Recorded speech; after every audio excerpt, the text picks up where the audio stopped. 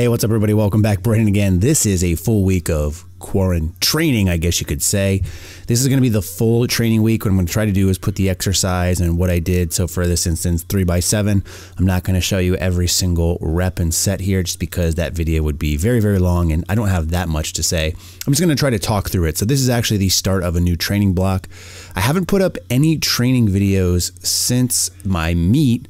And that's just because I haven't been interested in doing it. I've been very busy at work, unfortunately, which means that I don't have a ton of time to film and or edit. That's why I've only been doing really one video per week, when before at least I was doing two. So one of the things that got cut were just these training videos. I've been getting asked some questions if I could show what I'm doing. So that's exactly what I'm doing. And again, the way I'm trying to do this is the exercise name, the sets, the reps. In some cases, I'm doing a lot of work at a certain RPE. So that's kind of up to me, obviously, of where I end up. In some cases, there is some percentage-based work. And then, of course, the weight that I used. Now, I've been using the Strength Athlete custom training plan, which is basically you pay for a 12-week block and they customize it to you. You have a couple of calls during the course of that training block. I've been doing this for the past 30 weeks or so, and I've done it on or off for the past like 5 or 6 years. I really like it. I really need to do a review on it, however. But one of the things that I noticed for these training blocks when they set them up, a lot of it initially is RPE based and kind of try to set a baseline, so to say. And then that way you can adjust accordingly for the percentage based work.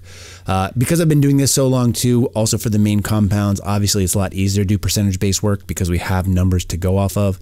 But that's just is what it is.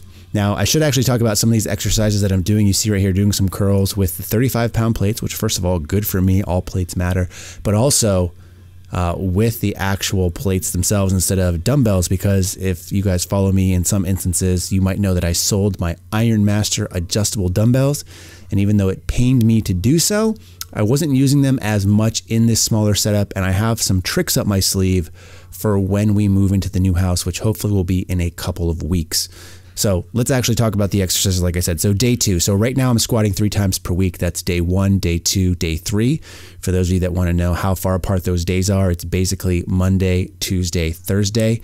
And surprisingly, it's been going very, very well. I think one of the things that helps is that I'm not doing a ton of just one same movement throughout those 3 days. So the first day I was doing safety bar squats. This next day, which you're seeing right here, are some HATFIELD squats, which I love doing with a safety squat bar, and I'm just using the band pegs for handles.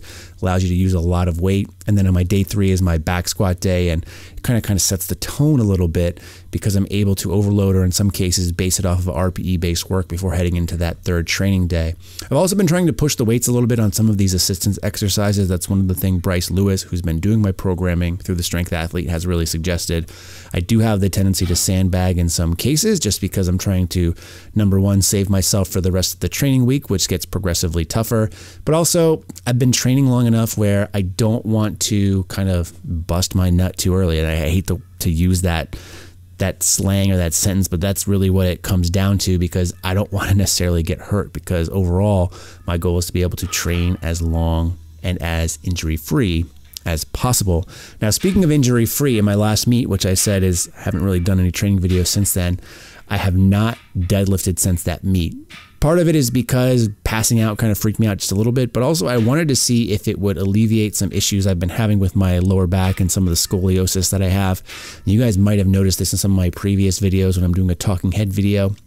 Go back and take a look if you want to, but you can see when I'm sitting, one of my shoulders is definitely more elevated than the other.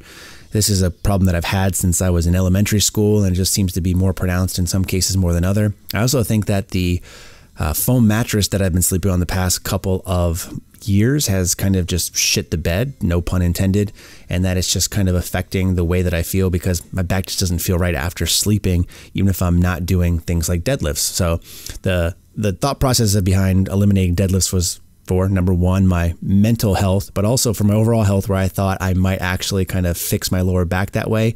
It didn't work, which is kind of a blessing in disguise, because I know it's not from training that my back is feeling a little beat up. So I know it's something else that I can adjust. So I have added deadlifts back in. Some of the other things that I've really been liking doing are things like these glute ham raises with a little bit of weight. So nothing too much, just 10 pounds here. But when I first got this glute ham raise, which was literally the day of my meet, I couldn't really do any without some sort of banded assistance. And now I'm doing sets of 10 with a little bit of weight. So I'm making a lot of progress there, which is nice. And it really hits my hamstrings well. I asked a question on the community page of my YouTube, I should say, if you guys want to see a review on that. So I think I will do it. Got a lot of other questions in regards to GHDs and whatnot. And it's interesting because you guys might have seen my reverse hyper video, which I kind of hemmed and hawed about if I should have gotten it. And literally within a week of buying it, I wanted to sell it. And one of the big complaints was the footprint it takes up, which the GHD takes up just as much space and could arguably be just as pointless for some people. So people have been asking my opinion on that because I haven't sold it yet. So I think I'll do that video. I'll try to get around to it in the next week or two. This video right here you're watching is pretty interesting because I'm using band work instead of the slinger because it's literally the same thing, but the slinger just takes up more time. And I've done a couple of reviews on the slinger too, and it's definitely probably my least favorite piece of equipment that I own and or that Rogue has made. So speaking of deadlifts, I'm easing my way back in because I haven't done it in several months. So just a couple sets of 3 with 455 here. I'm actually using the figure 8 straps from Pioneer for the first time ever. I think I'll do a review on these. These are definitely interesting. Going to take a little bit of getting used to because they're different feeling than your traditional straps. But I like them a lot for this first one. I don't have a problem with grip strength, but I just thought I'd kind of do this instead of doing like hook grip because I can go double overhand and still get a lot of rep work in, as you can see by these couple sets of 8 with 335. And again, kind of easing my way back in because I haven't done them in so long. And even though I definitely undershot the RPEs, again, I don't want to blow my load too early. So that's 2 references about premature ejaculation. So I'm back in the swing of things for sure. And in the week out too on some bench press, which I'm doing 3 times per week as well. And bench has been feeling really good. So we're really trying to hammer the volume here. So adding a lot of reps and sets in, not changing the frequency, still 3 times per week, but really trying to hammer it in. And I'm definitely feeling it this week from some of the weights, especially those sets of 12 with 225 that you saw earlier. Also using the GHD for some hyper extensions. My lower back mobility is crap, as you probably could tell from some of the bench press videos. So I'd really like to work on my extension here. But I feel these a lot in my hamstrings and my lower back. So again, I'm just trying to hammer my hamstrings away as I do think it's a weak point of mine, and also getting in some sit-ups. And these look really funky, but I feel them in my abs. And if you talk to a bodybuilder, it's all about that mind-muscle connection, which I'm getting here. So sets of 15 here. I probably should start adding some weight in just because these are a little bit too easy. But these are my preferred way for doing any kind of ab training. If I didn't want to do these, I'd probably do like hanging knee raises or hanging leg raises. But I just really like doing these sit-ups here on the GHD. And that brings us to the last exercise of the week, which is just some chins. So I think the way that the program works, it called for some dumbbell rows throughout the course of the week. I don't have dumbbells right now, and it's hard to overload with just the plates. I'm already doing pendlay rows. I'm already doing the T-bar rows with that grip attachment. So I just want to do some chins because I really like chins and pull-ups, and I figure I'll probably start adding some weight here. But that's my training week. It'll stay like this for several weeks, several months. Hope you guys have some insight. If you have any other questions, let me know in the comments section below. In the meantime, as always, thanks for watching, and stay big.